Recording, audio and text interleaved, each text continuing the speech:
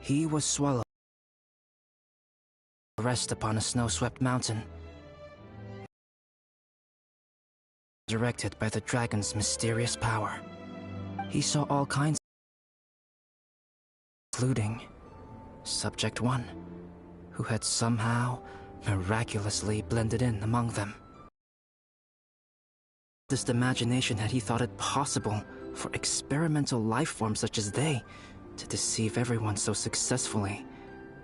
He saw the way humans accepted Subject 1 as a friend, witnessed their affection. This was what Subject 2 wanted. Now, all that Subject 2 desired was to replace Subject 1 and take the joy of his existence for himself. This is giving Paimon the chills. So scary. Subject 2 began to unfold his plan. He stole Subject 1's books and notes, and studied all that Subject 1 had learned from the alchemist. He changed his face into an exact replica of Subject 1's face. Then, he found a plant with mimicry capabilities, and transformed it using dragon blood and alchemy. And so, not only did Subject 2 transform his own appearance to perfectly match that of Subject 1, he also created a third entity, Subject 3. What? There's 3 of them now? But Subject 2 wanted to become a perfected human. So, he erased a mark on both his and Subject 3's necks. For these marks were symbols of imperfection. In my view, it was probably a subconscious act, an instinct. He so desperately craved to become a perfect human being that he forgot something. Human beings are defined by their flaws. Subject 2's plan was meticulously crafted. Subject 3 would draw Subject 1's attention. After Subject 1 disposed of Subject 3, he would assume the threat had now disappeared and would let his guard down.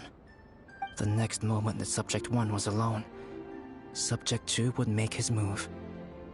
He would eliminate Subject 1 and become the only one remaining. He would secretly replace the Subject 1 of everyone's memories and inherit his identity, residence, clothing, sword, name, and friends. People would have no idea that the individual they knew had become somebody else from one day to the next. This is way too scary. Paimon's never gonna be able to trust anyone again. But just before Subject 2 could carry out his plan, a unique stranger entered the mix. Subject 2 tried to make contact with this person, but found that they could somehow sense he was different from Subject 1. What's wrong? Are you scared? What happened then? What happened to the stranger? He became a new stage in Subject 2's plan. One more person that Subject 2 had to dispose of. It's as if there were 3 identical roses in a garden. Only one of the 3 was a fine specimen, while the other 2 were defective specimens that bore poisonous thorns. In all the world, only the gardener who tended to them could tell which was the good specimen. People do not like poisonous plants. Only a perfect rose can fetch a high price. If the inferior specimens wanted to conceal the fact of their worthlessness, they would have to take the gardener out of the picture, using their poisonous thorns. This is exactly what Subject 2 was thinking. So, he hid in the shadows and waited patiently. Maybe soon, he would get his chance to become truly human.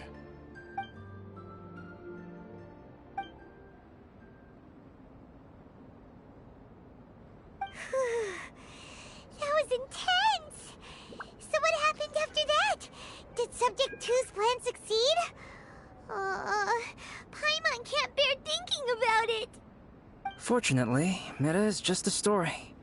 And even in this story, Subject 2 did not succeed. But you can never let your guard down on Dragonspine. Monsters mutated with Durin's power and blood are also creatures of Rhine Daughter, just like me. You must beware of all such creatures. I'm glad to hear that. It's okay. I know what I am. You and I are both different, so there is no need for me to hide the truth from you. The only thing is that sometimes, when I think about how mighty the power of alchemy is, I feel so small.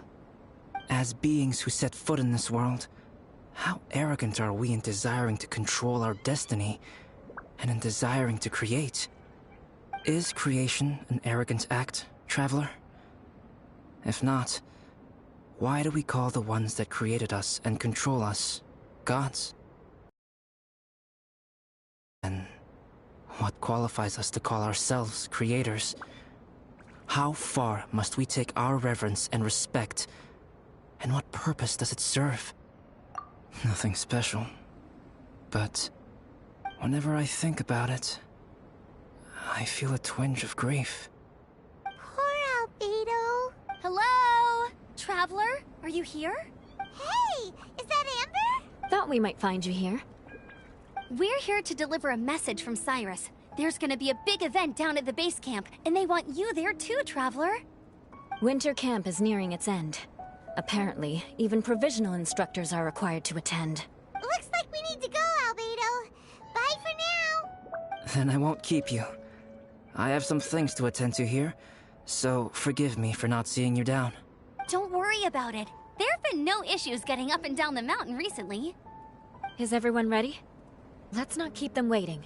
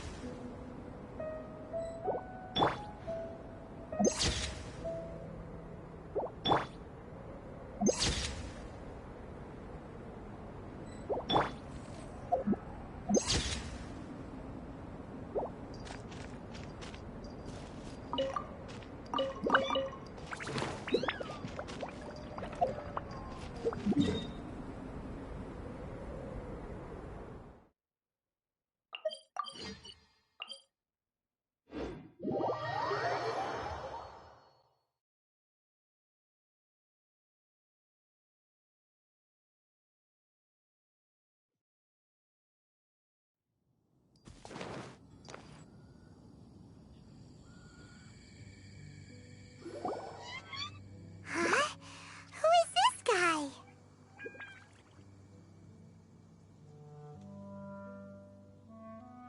Allow me to introduce Yozerf. He's Joel's father. Dad, this is that traveler I was telling you about. The traveler's helped me out loads in the past, and this time we even built a snowman together. Joel has told me everything about you. I can't thank you enough. Wow, this is amazing! Wait a second. Why is Cyrus discreetly wiping tears away? And what is Pallid doing here? Pallid is the hero of the hour this time. Go on, Pallid. Tell us. Okay. The weather was fine on that fateful day, and I had a feeling that Lady Luck was smiling down on me. So I trusted my gut and set off to explore somewhere new, somewhere dangerous. Why does this sound so hard to believe? But I had only been away from the group for a short while when I fell down a slope and just started rolling. Uh-oh. Did my bad luck rub off on him when we ran into each other on the mountain? The place I fell to was somewhere I didn't recognize, and I'd sustained a few injuries. I remember thinking to myself, this is the worst luck I've ever had in my whole life. Then I met Yozerf. He'd heard the sound of me falling and came out to see what was going on. Huh? Wow, so it was completely by chance then. I thought he must have been someone from the Adventurers Guild here for the event, but after a few words of conversation, it was clear that he was having memory problems. He didn't even know his own name. The temperature was freezing, and there was no time to deal with all that there and then, so I convinced him to come back to the camp with me and figure everything else out after we got there. We got back to the camp, ran into Joel, and the moment he saw him, he froze for a second with this completely stunned expression on his face, and then he started crying out, "Dad! Dad!" That's when Yozerv suddenly started to remember. My memory has still not fully recovered, but Joel and his mother, they are the only ones that I will not, no, that I cannot forget. Daddy. Daddy's right here, Joel. Daddy's right here. Yozerv, don't you remember anything else at all? The poor princess, feeding the foxes? I'm sorry. I have no recollection. I woke up and found myself covered in blood. My things were gone, and there was nothing to indicate who I was or how I got. I crawled into a cave and settled in for a slow recovery. Dad, I was so worried about you. I'm all right now, Joel. Oh, don't cry. Daddy's not going anywhere. This is good. You know what, though? I definitely think my luck got worse after running into Benin on that mountain. I knew it. I just... No. I just meant if it weren't for you, there's no way I ever would have run into Yozerv on a mountain this huge. Besides, we got back safely, didn't we? So don't blame yourself. Maybe sometimes miracles can only happen when you get just unlucky enough. Ballad. Huh? Am I? I was just telling the truth. Oh, yeah. I want to say thank you to the Traveler, Uncle Cyrus, Auntie Eula, and Auntie Amber. Thanks, everyone. You all helped look after me, and I will always remember it. But I guess I can't take the snowman with me, or it'll melt once it leaves Dragonspine. It's such a shame. Oh, I can help with that. One moment. Huh? Eula? Here, take this. It's powdered rime. Just add it to your snowman, and it will never melt. Wow! Really? Oh, this is awesome! You're the best, Auntie Eula! Dad, I have an unmeltable snowman now! How cool is that? How can I ever repay you all? Thank you all. Thank you from the bottom of my heart. Dad, I want to go move the snowman. Can we do it now, please? Okay. I'll be leaving with Joel now. I'm sure I'll see you all another day. Very well, very well. It's time for Pallet and I to have another discussion concerning his breaches of adventurer discipline. Huh? But Cyrus... See you guys! Oh, I made this for you and Amber. Think of it as a winter souvenir. Aw, are you sure? This must be really important to you. Come on now, just take it. No need to make such a fuss. Wow! Now our snowman won't melt either! Great! You're welcome. Just keep it. That's all I ask. Amber and I have some business to attend to now. See you later. See you! Everyone's gone. Oh! You know what? We've been on Dragonspine all this time, and somehow Paimon still forgot to ask Albedo about how to make a fruit juicifier machine that can keep the juice fresh. Maybe we should try Timaeus again.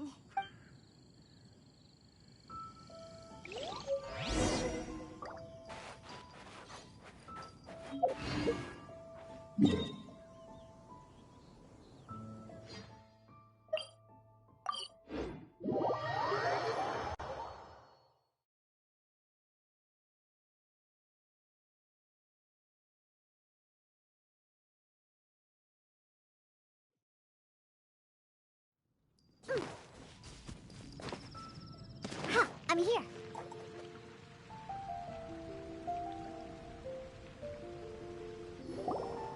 Timaeus! Traveler and Paimon, what can I do for you? Wait a minute. You've got that mischievous look on your face. Oh, you're not still thinking about that ridiculous juicer thing, are you? Timaeus, will you help us? Well, if the Traveler isn't really interested, then, yeah, maybe I'll give this one a pass. It's just the weirdest request ever. No, but Paimon's Sunsettias are gonna go to waste without it. And the time it would take me to research something like that, I could probably pick those Sunsettias again 10 times over. New research project, Timaeus? We meet again. Oh, Albedo, thank goodness. So the situation is, Paimon wants a machine that can turn fruit into juice and keep the juice fresh. Majorly important, that's what it is. If you can manage to invent this, we'll never have to worry about fruit going bad ever again. That's impossible.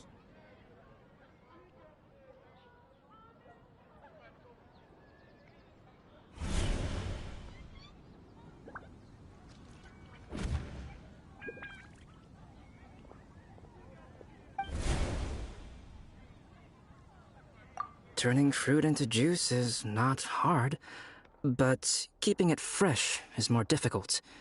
But if you simply want to keep the fruit from rotting, there are many ways to achieve this. Right, Traveler?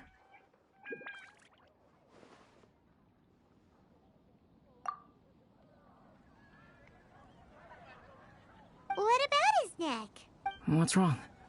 Is there something on my neck?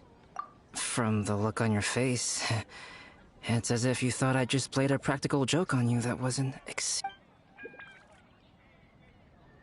Albedo, you were saying, how do you stop fruit from going bad? Well, one way would be to bury your fruit on Dragonspine. But then Paimon won't be able to eat them. You could always live on Dragon. No, too cold for Paimon. Or you can give the fruit to me, and I would take it to Dragonspine for you. But since you don't like the cold, you'd have to send someone else to pick them up when you want them. This is where you come in, Traveler. Suddenly sounds a lot more feasible with other people doing all the work. Okay then, shall we go with that idea? Fruit buried on Dragonspine will stay fresh for much longer. However, that the fruit will sprout and grow into fruit trees. Who knows? Maybe the next time you visit, it will have grown into an orchard. You can water the trees, add fertilizer, and when they finally bear fruit, you will... No! Then Paimon will have to be a gardener! Oh? Well, I don't think being a gardener is so bad.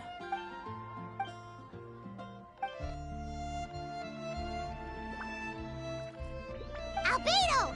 Stop trying to get your hands on Paimon's super sweet Sunsettias! Of course it bothers Paimon! They are the rarest, super-duper sweetest Sunsettias ever! Okay, but they're just Sunsettias. When someone's pockets are full. Really?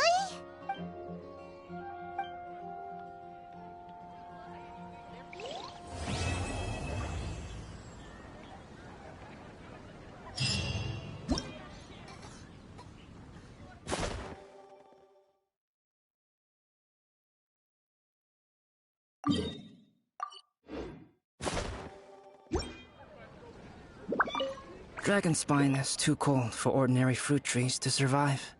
If, one day, Dragonspine, life may exist in all kinds of unfathomable... Truly is fascinating.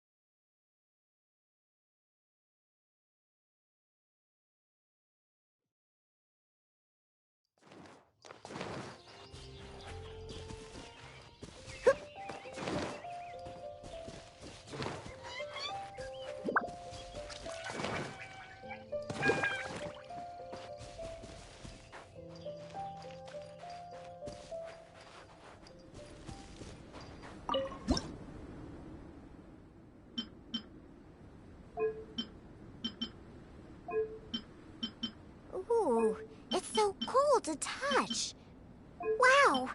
It's so much fun.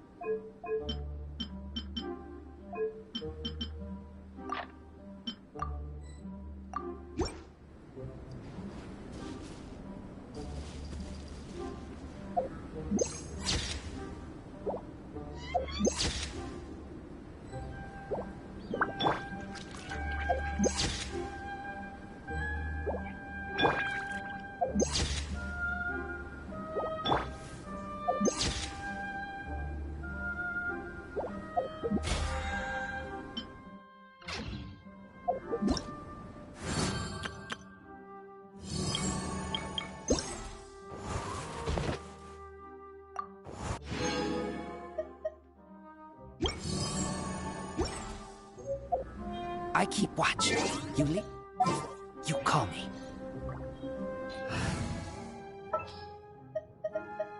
There's still a long road ahead. Ready for reconnaissance.